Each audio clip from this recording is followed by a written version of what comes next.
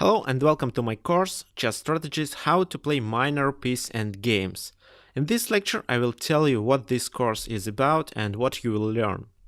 This course is about chess, and you will learn how to play minor piece endgames successfully. Sometimes when you pass the game into the endgame and the material is equal, for example only a few minor pieces and a few pawns left, you think that it should be draw, but very often it is not so.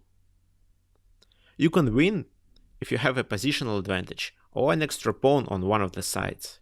Sometimes you can just attack the enemy weaknesses or tie his pieces to defend them, while you can apply another plan and penetrate the enemy camp with your king.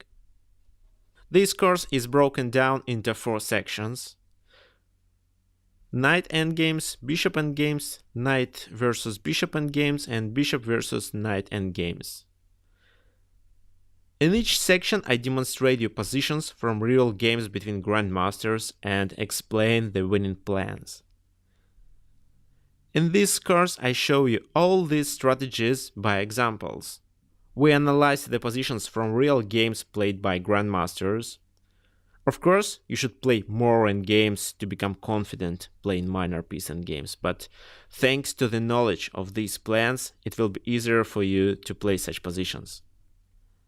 And finally, I prepared a quiz for you at the end of the course, so you can practice a little bit. After finishing this course, you will improve your skills of playing the end games, and I'm sure that you will win more in games and more games. Thank you for your interest. Let's start to learn.